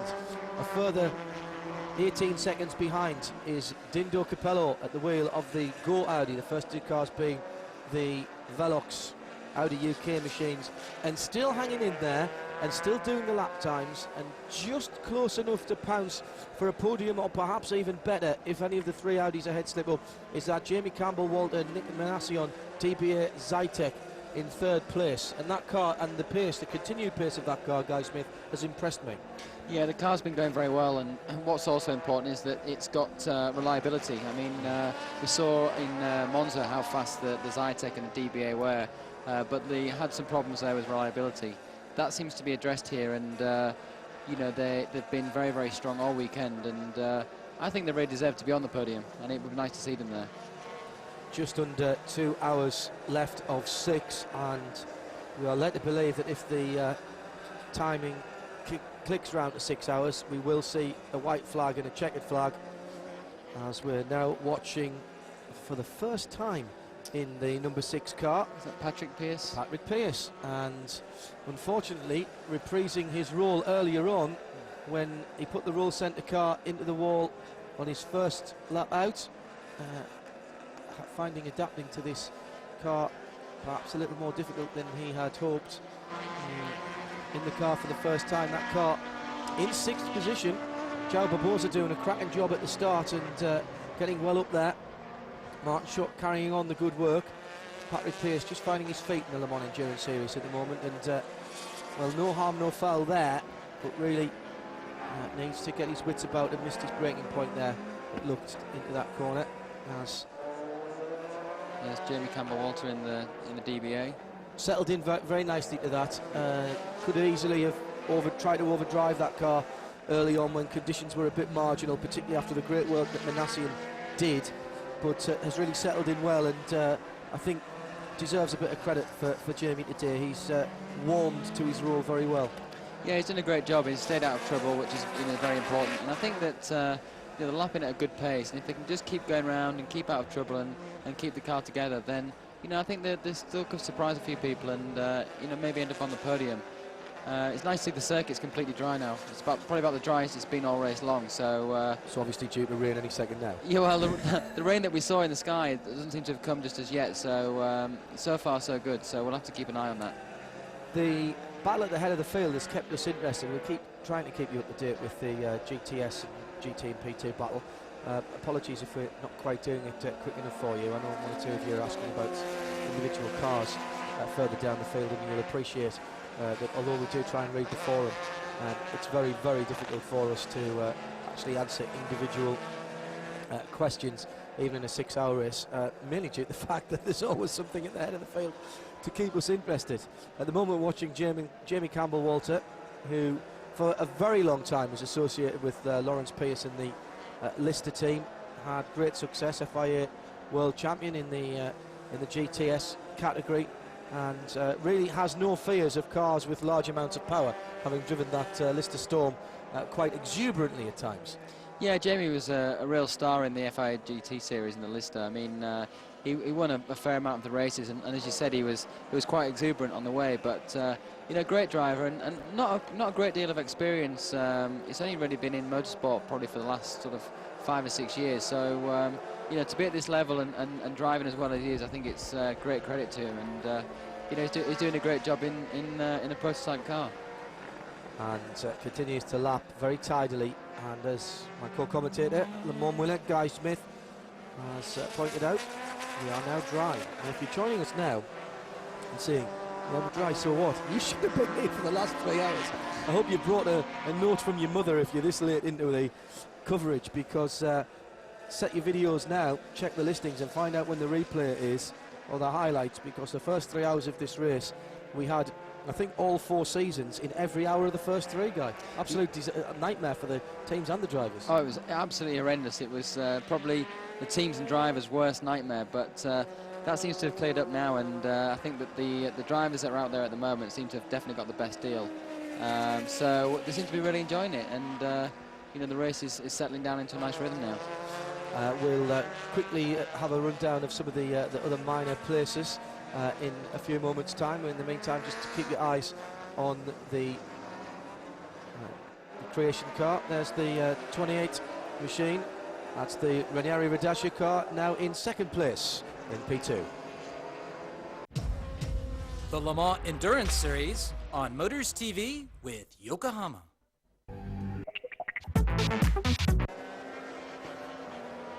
The run to the flag for the second round of the Le Mans Endurance Series. You can see from the fact that you can make out now, if you look carefully in front of that Audi, the headlights shining on the road, that it is in fact much darker than our television cameras here on Motors TV show, and it is still Alan McNish that leads comfortably by a little over a lap from Jamie Davies. There he is in second position. We'll go across the line in just a moment.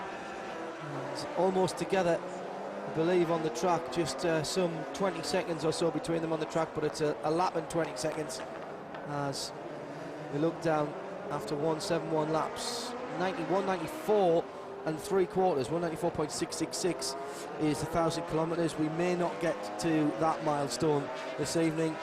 The Audis bearing the scars and the dirt of what has been a ferocious battle for the last 5 hours and 40 minutes. Guy Smith, you've sat and watched it all. I'm sure you'd have liked to have been part of it, but it's been a hard slog for every single car out there.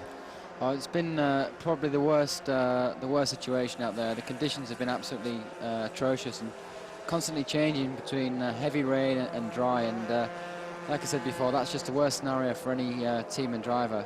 But everyone's done a good job, you know. There's been very few mistakes, and you know, people have kept going and done a good job. One of the driver of the Auto Palace Ferrari with Steve. Yes, Giovanni, your car is 6th of the LMGT class. How has been the race for you so far? Well, we were running very fast. Our time were very good, but the problem was that we had an accident at the beginning when the rain came, so we lost a lot of time.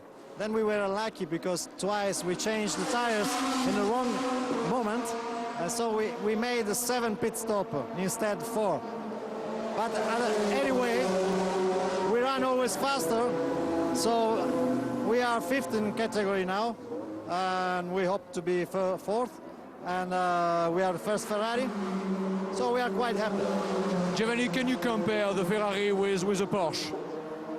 Well, I'm not driving Porsche since 3 years now, because I was driving on sports prototype, and I will come back on sports prototype next year.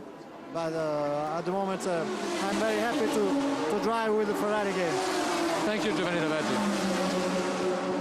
Giovanni Lavaggi, and staying with the GTs, I tell you, he was 6th position. In 5th, some laps ahead of him, 2 laps ahead of him, is the number 84 Porsche, the Cycle Motorsport machine, Klazen, Colin and the Soudier. 4th, that Shorrock machine with the 3 Japanese, Nishizawa, Kurosawa and Erdos. And they're now dropping away almost back to a minute again last time around. Well, it's come down to 56 seconds. Was down in the early 40s, so Marino Franchitti and Xavier Pompidou at the moment holding on to 3rd position in the Seba Racing Porsche. That car might have the 2002 update on it, but it's a 2000 car. It's an RS sorry, it's an RS, not an shall we do that again? I'm getting tired. It's an R, not an RS or an RSR, so quite an old machine now. And Xavier Pompidou and Marino Franchitti doing a cracking job in 3rd place, some 3 laps behind Stefano Telli, Emmanuel Collard, Alexei Vasilev, who closed right up to the back within, well, under 30 seconds to the leaders. However, that's just gone out to nearly a minute, so maybe a splash and dash for one of those Porsches. And it's still Sasha Masson and Adam Jones in the 93 Certec Motorsport machine, who seemingly have been at the head of that field almost since the very start. In GTS, as we're counting down towards the checkered flag, we'll come to the prototypes in a moment as we're watching Manassian still turning very quick laps indeed. Fastest car on the circuit by some margin at the moment. And in GTS then, now 44 seconds separates 1st and 2nd. That's the 550 Maranello Ferrari the Care Racing Pro Drive machine. Pedro Lamy, Christophe Bouchou, Steve Sakier, Franz Conrad, Uwe Alsen and Michael Bartel's not there day to day. We still don't know how that came back and how the GT category went back. Sorry, chuckle from me as we go 3 wide there. One of these LMP2 cars battling with a Porsche, and Nick Manassian just decides to go around the outside as well. Third place, Gian Maria Gabbiani and Phil Bennett in the Graham Nash Racing Celine, and that will be a fantastic result for them. They are 3 laps down on the leaders, but have a lap's grace to Thomas Biaggi, Danny Sullivan and John Bosch in 4th place.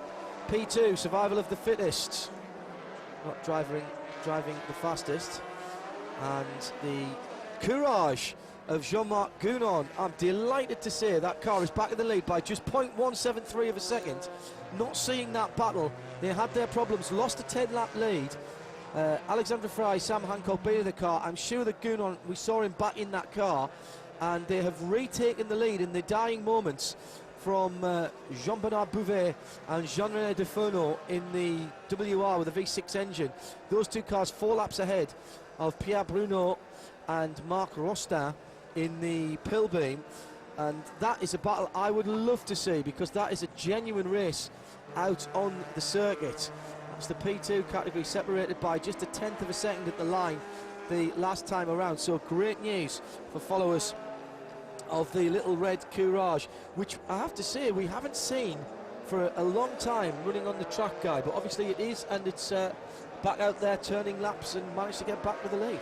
Yeah, they obviously had a problem. Not quite sure what the problem was, but they lost, well, they lost probably about 10 laps, best part of 10 laps, and whatever that problem was, they've managed to fix it and get back on track, which is great news for them. At a good pace as well. Yeah, absolutely. And yeah, to be fair, I think they really deserve the win. So it's good to see them back out there, and hopefully they can hang on to the lead to the end.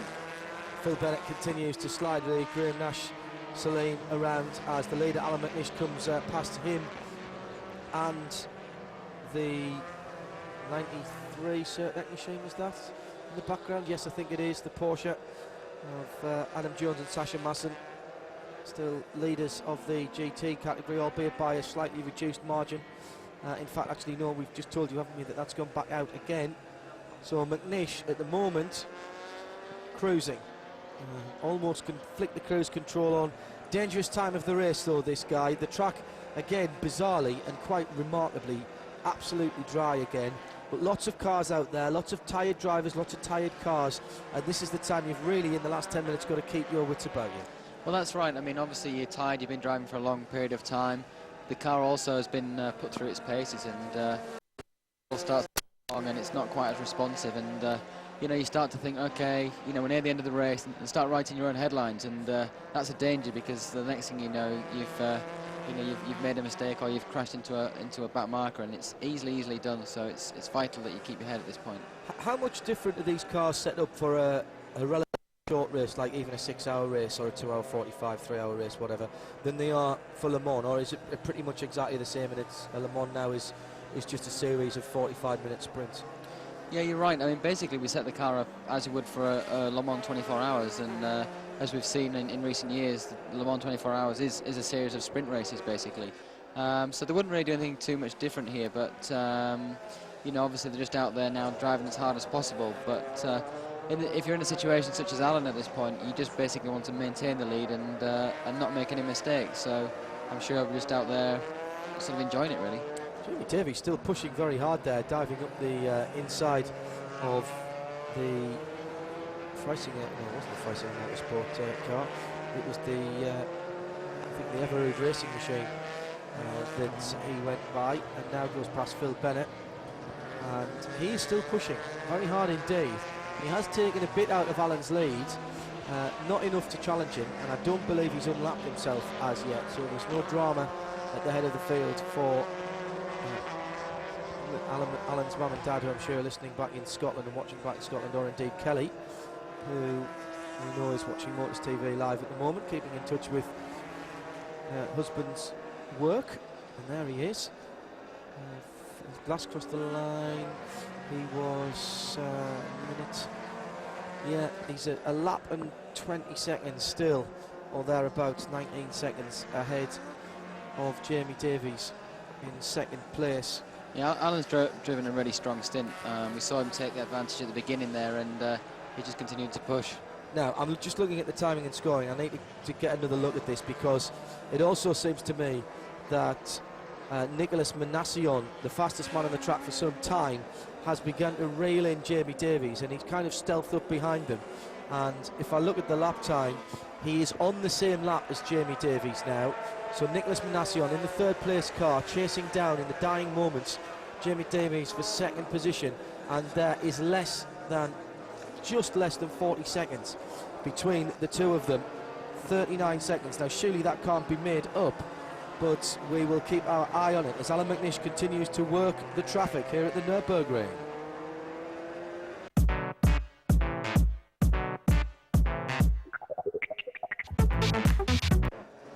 It's the darkness, the dying embers of sunlight, and the final shout of this race as we move towards the checkered flag. This race likely to be flagged at 6 hours and not run the full 1000k due to the most bizarre set of weather circumstances I think I have ever seen. I have seen wet races. I was at the Silverstone FIA sports cars when it was more like a powerboat race and the guys couldn't keep up with the Porsche road car. I have seen snow, I have seen fog, but I have never seen so many changes of weather conditions in a single race afternoon into evening as we've seen this afternoon. Alongside me is Guy Smith watching Alan McNish reel off these last few laps. Still some 20 to complete the full. Now, was that a bit of smoke out the back of the Celine? I think it was there. Still some 20 to go if he's to complete the full distance. That's not going to happen. Alan McNish this time taking the second stint again, this time not quite as long though as he did at Monza, but nevertheless a fantastic drive by both Alan and indeed Pierre Caffer. Can't say enough about Pierre because he did fall off but really fought back very hard to go. Yeah, he did. I mean, he had that small mistake which, to be fair, was probably in the worst of the conditions, and he was able to come back from that and retake the lead and hand the car over to Alan in a very strong position. And Alan's driven a storming stint and obviously showing no ill effects from his crash at Le Mans, and just got his head down and driven away from the second place car. P2 category the lead has been retaken by Jean-René Deferneau in the WR V6. Now has 23 seconds to the good. As far as the LMP2 category, Jean-Marc Gounon has had to give best in that little red Courage, and there it is. Haven't seen that car for ages. Dropped out, lost 10 laps, fought its way back to the front, and now has just lost the lead, still with that dodgy connection in the headlights that it's had for seemingly the whole of the 6 hours. I wonder if they had a problem with it starting again in the pits and they've had to fight their way through the field from being laps down as the DBA Zytek goes through with its single Cyclops left-hand headlight, not by design, I hasten to add. Easy spot though with Nick Manassian at the wheel. That car's been very quick. The last double stint or so that Manassian's done has been mighty, Guy. Yeah, and it looks like he's still on the wet tyres as well. I was just watching him earlier on, and he was making a conscious effort to drive offline when he could on the straights to try and cool his tyres down. So he's obviously still on the same wet tyres from earlier on. So they must be getting pretty second-handed by this point. That's the leader in the GTS category there, Christophe Bouchou, teamed with Pedro Lamy, Steve Zakia. It's 51 seconds now, so that again has come down a little bit. Remember, we saw the big tank slapper there earlier on for it was Tom Biaggi, wasn't it, in the car. As we're coming into the final stages of this one at the head of the field, it looks like things are starting to settle down a little bit. Still that interest in the battle for third between Manassian and Davies. Has Manassian started to close with any great rate of knots? That's the question. I think it's going to be difficult for him to catch Jamie at this point, but he's certainly not giving up, and he's still pushing very, very hard. But it's still under a minute, but it's gone out a little bit to what it was. It's some 49 seconds, so it's gone out a little bit. It was a little bit closer than that, and at this stage in the game I don't think Manassian, unless Jamie gets caught up. And quite dark now, visibly now we can see those headlight beams from the side shot, and that means that's quite dark out there. It is, and it's great. I mean, it really is great to see these cars at night time, especially in this condition when it's dusk. This is what sports cars all about, and Le Mans car racing is all about, and that's what makes a difference to Formula One. Seeing these cars in this condition, you know, the brake disc glowing and the flames coming out the back, it's really, really special. So a lot of fun to watch. Is it difficult to make the transition from daylight into darkness, Guy? Surprisingly, it's very easy. I mean, basically, once you get your reference points on the circuits, it's actually a lot of fun driving at night. In some ways, it's a little bit easier because, especially when you're picking your way through the traffic, you're obviously a little bit more obvious to them because they see your lights and they move out of the way. Hopefully. Hopefully, yeah. But it's a lot of fun. It really is a lot of fun. Well, Alan McNish is getting all the fun at the moment as he brings home the number 8 Velox. Team Velox Audi Sport UK machine. Oh, great shot at the weather clearing up, ironically, and it has been a fickle partner to us, the weather today here at the Le Mans Endurance Series round 2, the halfway point of the season, in this 4 classic 6-hour 1000k encounters. Now, do we see? We haven't seen a checkered flag across the line. And Alan doesn't seem to be slowing down, so at least one more lap.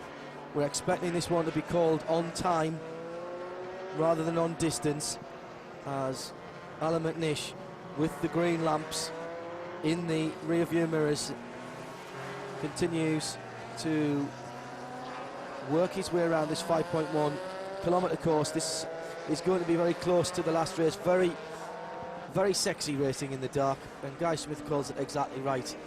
This is what's different from most of the forms of sports car, or most of the forms of motor racing.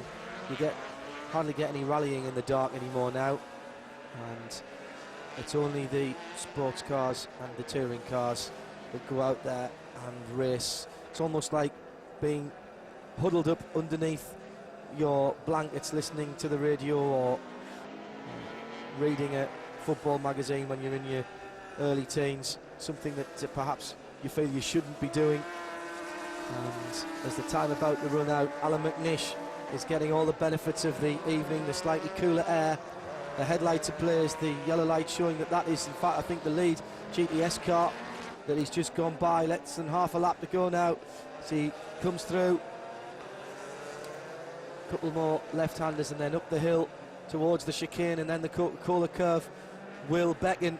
6 hours that has just ticked over, and so Alan McNish has got the last third of it, the last few hundred metres of a lap coming now across the line, and Alan McNish makes it 1 each for the Team Velox Audi Sport UK team. It's purple paradise at the Nurburgring as the Velox Violet is victorious for Alan McNish and Pierre Caffer, both doing their job in amazingly difficult circumstances. They will come home ahead of their teammates, and the championship will be tied as they go into the third round at Silverstone. Johnny Herbert and Jamie Davies will be scored in second place. In third, Jamie Campbell-Walder, Nick Manassian for the DBA Zytek.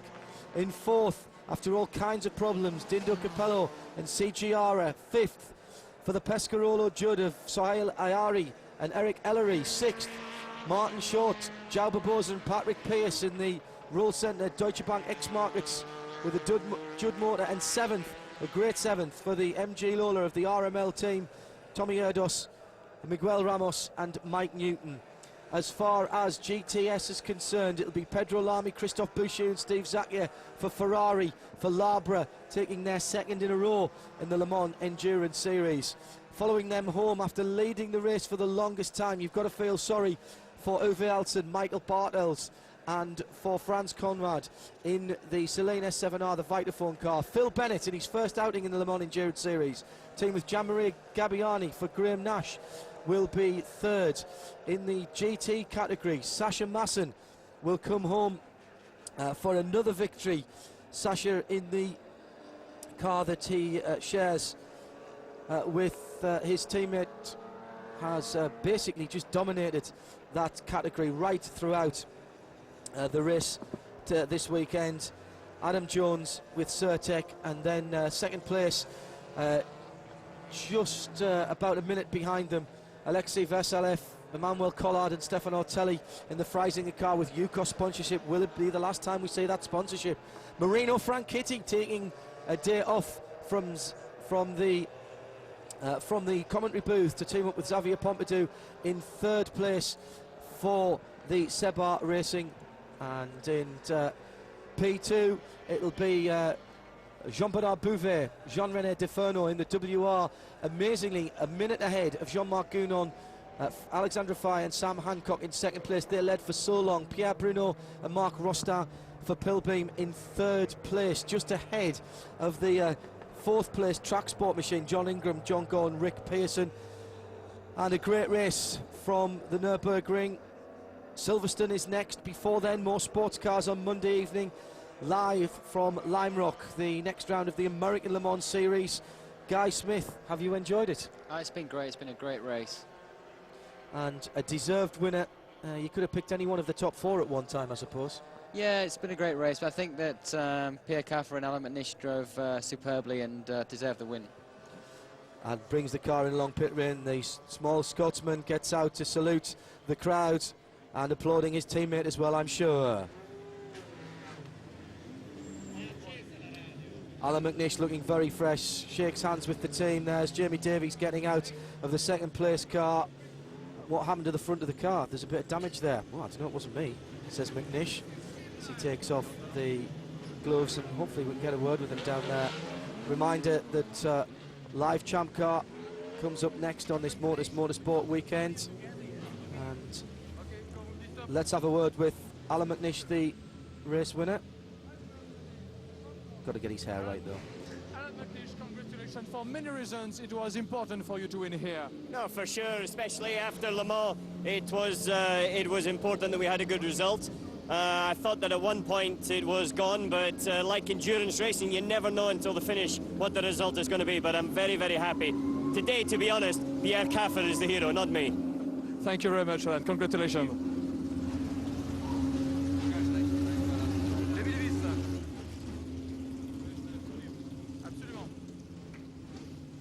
So Alain McNish then will win it from his teammate. That's going to tie the championship up as we go into the Silverstone round, Audi UK. And here's Jamie Davies, second place. Well, you can't win all the time. No, for sure, you know, I mean, it's a good result for Velox Motorsport, you know, I mean, in Audi. I mean, you know, we've had a good weekend, I think, really, and, you know, we've came away over 1-2 for the team, so what a great result for them. And no, certainly, you know, you can't win them all. I mean, we tried as hard as we could, but we just didn't have the balance on the car today to challenge the other car. But, you know, we'll live to fight for Silverstone. Thank you, Jamie. Not too disappointed there, Jamie. I think they realised early on, Guy, that they just didn't quite have the car. Yeah, the number 8 car just had a slightly better balance, and I think the 88 car was struggling with understeer, as Johnny said, for most of the race. And when you're in that situation from the beginning, you're always going to be up against it. Well, the rest of the cars coming in the pit lane, you can see it's very dark there at the Nürburgring. Perhaps a chance to have a word with Nicholas Manassian. It's Jamie Campbell-Warner, in fact. Fantastic result. Creation have done an amazing job. I mean, if you guys saw their little place in Poundon in Oxfordshire, you wouldn't believe it compared to what Audi have got. And, you know, it's their second race with this car. And they're only 1 year old as a team. And, they, you know, all credit to them. They've done a fantastic job. The DBA is a fantastic car. The Zytec guys have done a great job. Dunlop's done a great job. My teammate Nick's done a great job. And all in all, you know, I think we should be pretty pleased. Congratulations. Thank you. I think a great job by all then. Jamie Campbell-Walter and Nick Manassian in third for Zytec. Second, Johnny Herbert and Jamie Davies for the Velox Audi team. Alain McNish and Pierre Caffer winning overall. In the P2 category, it was finally a hard-fought victory for, well, we said it was the survival of the fittest in the LMP2 category, and indeed it was. It was the WR that won it from the number 13 Courage in second position. In GTS, a good battle was slightly strange towards the end, but still the Labra competition car came out on top. Bad luck for the Celine S7R of Bartels, Alson, and also, of course, Franz Conrad. And in GT, a dominant performance for the complete afternoon by the Certec Motorsport pairing of Adam Jones and Sasha Masson. And well done to Marino Franchitti in third place with Xavier Pompidou. And that's it from the Le Mans Endurance Series here at the Nurburgring. Join us for Silverstone.